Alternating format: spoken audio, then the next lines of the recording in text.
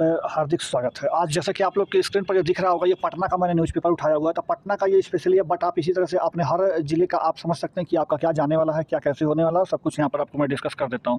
बाकी आपको मैं बता दूँ कि कल रात में 6 to 8 का जो है एसएसटी का भी आपका रिजल्ट आ चुका है। तो आप फाइनली सभी वर्गों का रिजल्ट आ चुका है। कुछ 11th-12th में और कुछ 9th-10th में एक आध सेक्शंस में भी रिजल्ट बाकी हैं। उसके साथ ही साथ आपके 1 to 5 का भी आज रिजल्ट बाकी है। तो आज के डेट में हो सकता है कि सारे रिजल्ट आपको जारी कर दिया जाए। आज फाइनल आपका हर रिजल्ट जो भी बचा कुछ आया सब कुछ आज आपका रात तक जारी कर दिया जाएगा। तो ये रही बात रिजल्ट्स की, किसका जारी हुआ, किसका नहीं और किसका होने वाला। अब मैं आपको दो चीज़ें दिखा देता हूँ। देखिए, कुल 3500 शिक्षकों का जो है अभ्यर्थियों का विषयवार काउंसलिंग आज से शुरू हो रहा है। इसमें अलग अलग कैटेगरी में पटना के लिए दिया गया है, बट ये कोई ज़रूरी नहीं कि आप इसी डेट में जाएँ। मतलब कि मतलब कोई ज़रूरी नहीं है कि अगर आप 6 से मतलब 8वीं में आप 6 to 8 में अगर आप आ रहे हैं तो मैथ एंड साइंस का आज शुरू किया जाएगा। बट कोई ज़रूरी नहीं कि मैथ एंड साइंस का ये 6 से सभी विषयों का वहाँ पे लिखा गया था बीपीएससी की तरफ से। तो सभी विषयों में से आपका किसी भी दिन होगा तो आप मतलब 26 तारीख के बाद आप कभी भी जाके अपना रिव्यू करा सकते हैं 4-5 दिनों के अंदर। तब 4-5 दिनों के अंदर 26 तारीख से अपना जाकर आप रिव्यू करा सकते हैं। तो देख सकते हैं फ्रेंड्स, यहाँ पर आप देख सकते हैं, यहाँ पर सब कुछ दिया गया है। तो आप यहाँ पर अपना देख सकते हैं सब कुछ यहाँ पर अपने हिसाब से ये पटना का है। बाकी मैं फ्रेंड्स बताऊँ आपको, तो पटना के साथ साथ ये आप अभी अलग अलग जिलों में अलग अलग सिस्टम से करेंगे। बट आप 26 तारीख के बाद यानी 26 के बाद आप कभी भी जा करके अपनी डिग्री करा सकते हैं। 4-5 दिनों का 6 दिनों का आप समय लेकर के, यानी 26 से लेकर के आप लास्ट दिसंबर तक आप कभी भी जाकर अपना डिग्री को करा सकते हैं। कभी भी अपना जो है आप काउंसलिंग को करा सकते हैं। तो वो आपके ऊपर आप कब जाते हैं, आप अपना डॉक्यूमेंट्स तैयार कर लीजिए और चले जाइएगा। इसमें पहले जाने में अच्छा मिलेगा, बाद में जाने में बुरा मिलेगा, ऐसा भी कोई वो नहीं है। आप जब भी जाएंगे आपको वही मिलेगा जो आपको पहले से मिलना था।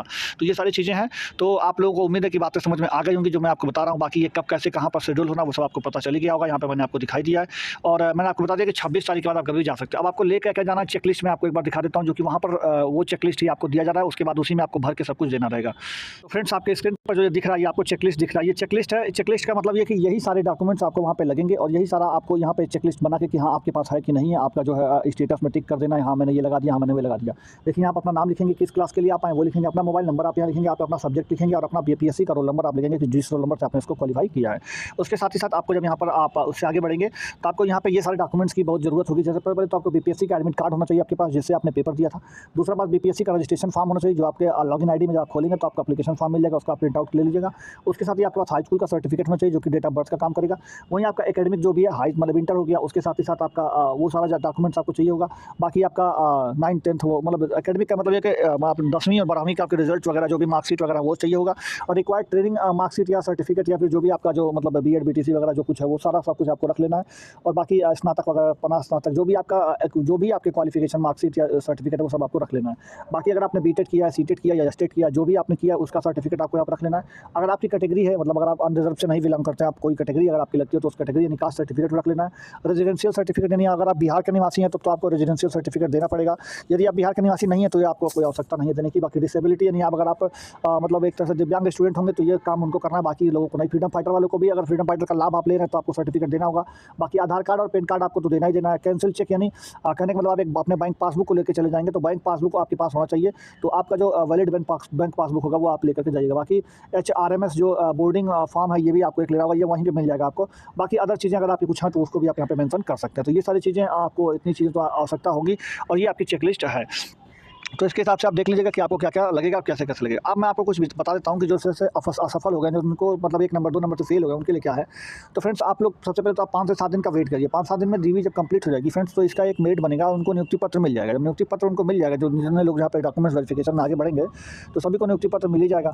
जब नियुक्ति पत्र मिल जाएगा फ्रेंड्स, तो उसके बाद वो लोग अपना योगदान करेंगे। योगदान करने के बाद जो सीटें खाली रह जाती हैं उस पर आपको सप्लीमेंट्री रिजल्ट या सेकंड मेरिट लिस्ट आपको देखने को मिलेगा ही मिलेगा। तो सेकंड लिस्ट में आपका 1 या 2 नंबर से अगर आपका नहीं हुआ होगा, मान लीजिए 1-2 नंबर से आप छूट गए होंगे इस बार, तो वो आपका अगले वाले में कंप्लीट कर लीजिएगा। नहीं, 1-2 नंबर से जो आपका हुआ रहा होगा वो आपको यहाँ पे मिल जाएगा 100% आपको।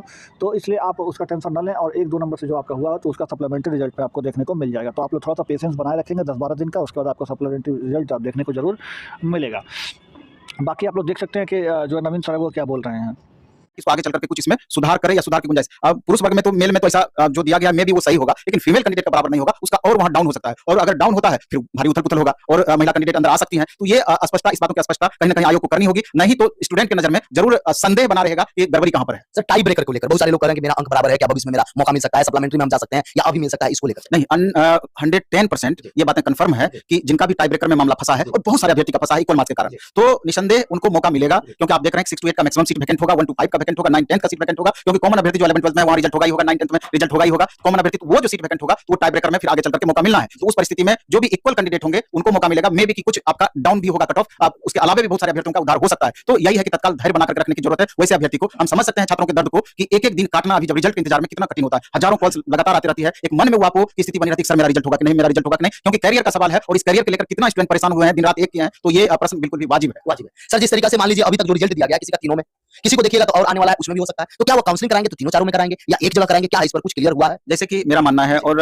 कुछ कैंडिडेट जिसका दोनों जगह रिजल्ट हुआ है 6 to 8 9 10th, तो उसके एडमिट कार्ड भी जो जारी किए गए हैं, तो मेरे ख्याल से समान डिस्ट्रिक्ट ही दिया गया है एक समान district। हाँ, और काउंसलिंग उनको एक ही जगह कराना होगा अपर लेवल में, हमको जैसा समझ में आ रहा है। जैसे अगर किसी का 11 12th में भी आ गया, नीचे में आ गया, तो तीनों जगह काउंसलिंग का बात ही नहीं है, और यही प्रोसेस होना भी चाहिए, और इसी से मैक्सिमम छात्रों का भी उत्थान हो सकता है, उद्धार हो सकता है, भलाई हो सकती है, 10,000 प्लस रिजल्ट एडजस्ट हो सकता है। तो मेरे ख्याल से वो आपको कुछ देर में और क्लियर हो जाएगा ये मामला, जब कराएंगे हाँ क्लियर हो जाएगा। लेकिन मेरा अपना मानना है कि यही प्रोसेस किया गया है, क्योंकि कुछ कैंडिडेट से भी हमने इस मामले में बात किया है, उनका कहना है कि एक ही जगह हम लोगों को काउंसलिंग कराना है। बहुत सारे अभ्यर्थी ये वेट कर रहे हैं, जैसे अभी उर्दू में चले जाए, कुछ ऐसे सब्जेक्ट है अरबी प्रोग्राम में कि वहां पुरुष से भी महिला का कट ऑफ है, ये अभ्यर्थी कर रहे हैं, ये मैं नहीं कर रहा हूं, आप कट ऑफ भी देखेगा, ये संभव है? नहीं, बिल्कुल संभव नहीं है। यहाँ पर भी त्रुटि वाली ही बात होगी कि पुरुष से ज्यादा कट ऑफ महिला का, जबकि रिजर्वेशन स्पेशल इन लोगों को दिया गया है, तो ये हमको सही प्रतीत नहीं होता है। हाँ, ये कुछ और कुछ और मामला इसमें है, जैसे कि संस्कृत को लेकर के कुछ मामला है, उर्दू को लेकर के कुछ मामला है कि नंबर ऑफ वैकेंसीज जितना एक्सटेंडेड वैकेंसी था, जितना ऐड किया गया था, और उससे कई गुना कम रिजल्ट दिया गया। संस्कृत में तो उर्दू में तो यहाँ तक था कि जितनी वैकेंसी बिना ऐड का था उससे भी कम रिजल्ट, 1200 कुछ रिजल्ट मात्र दिया गया। तो आखिर वो जो सीट बचा हुआ है उसका क्या, आखिर कम रिजल्ट देने का क्या कारण है? स्टूडेंट पूरा नहीं हो पाया, क्वालिफाई नहीं कर पाए, क्या कारण है? ये जांच का विषय है। तो ऐसे भी कई मामला हैं, और एक दो स्टूडेंट अपना डिटेल भी हमको भेजे हुए हैं कि 10 नंबर उनका कट ऑफ से ज्यादा है, फिर भी उसका सिलेक्शन नहीं हुआ है, वो तो जांच का विषय है कि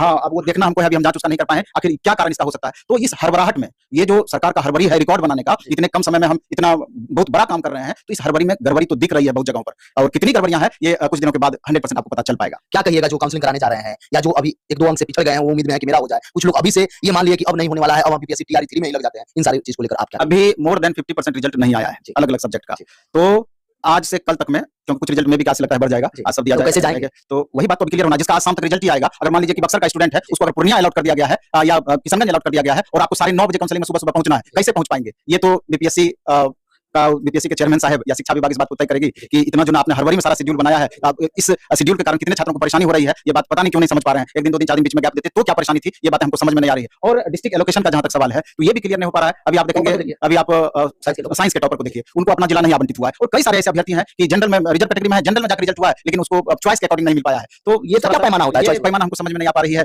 क्योंकि इस पर टिप्पणी चेयरमैन सर भी किए थे इस बात पर, लेकिन उनकी बातों की इस मामले से स्पष्टता नहीं साबित हो पा रही है कि आधार क्या है इसका जिला आवंटन का। सर इस सबसे इतना कम समय में सर ये चैलेंजेस काम था, और कम समय में इस तरीके से जिस तरीके से एक दिन में 80 प्रकार से बताए थे कि 80 तरह का रिजल्ट, सब्जेक्ट का अलग-अलग रिजल्ट देना है, सबका अलग-अलग करना है, सब कुछ कर पाना संभव, सब कुछ तो मेहनत की है सर। नहीं, बहुत मेहनत की है, ये मामूली मेहनत नहीं हुआ, और टेक्नोलॉजी का मैक्सिमम यूज हुआ है।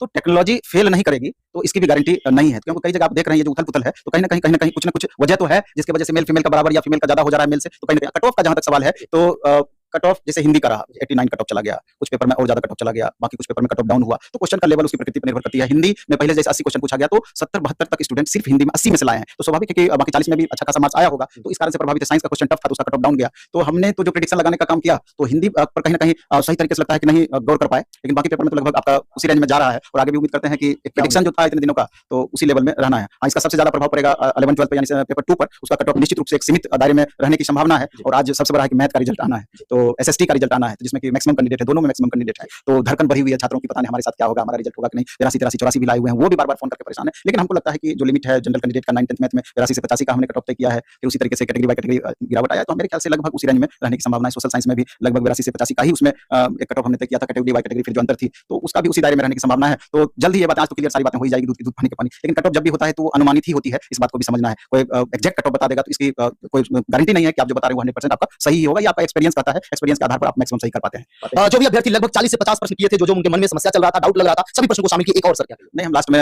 स्पेशली उन छात्रों के साथ मेरी खासा सहानुभूति है कि जिनका रिजल्ट नहीं हो पाया है, तो उनको फिर से हम दोबारा करना चाहते हैं। हर वीडियो में लगभग बोलते हैं कि कहीं न कहीं कमी तो जरूर रहा है, जिस वजह से रिजल्ट नहीं हुआ है। कई छात्र से आप बात करेंगे, वो छात्र बोलेंगे कि 4-5 क्वेश्चन हमने ऐसा गलत किया कि जो कि जानते हुए गलती हो गई। तो आप समझ रहे हैं ये कंपटीशन है, यहाँ पर एक गलती का भी एक गलत भी, हाँ बिल्कुल माफी की गुंजाइश नहीं है, एक गलती आपको दौड़ से बाहर कर सकती है, इस बात को समझना है। तो जो भी आपकी कमियां रही, जिस वजह से आपका रिजल्ट नहीं हुआ है, उस कमियों को सुधार करके आपको दिखाऊंगा, चलिए वीडियो को शुरुआत करता हूँ। मैंने अपने डिस्क्रिप्शन में आपको लिंक दिया है, देखिए ये डिस्क्रिप्शन में मैंने कुछ इस तरह से लिंक दिया, आप उस पर क्लिक करेंगे तो इस तरह से आपका ऐप डाउनलोड हो जाएगा। ऐप डाउनलोड होने के बाद खुलेगा कुछ इस तरीके से, नीचे जो है साइन अप वाले जो अकाउंट बना है उसमें आप क्लिक करेंगे, अपना मोबाइल नंबर डालिएगा, यहाँ पर नीचे रेफर कोड में मेरा रेफर कोड जो आपको स्क्रीन पर दिख रहा है आप जरूर डालिएगा, क्योंकि ये रेफर कोड इस्तेमाल करेंगे तभी आपका कूपन होगा एक्टिव।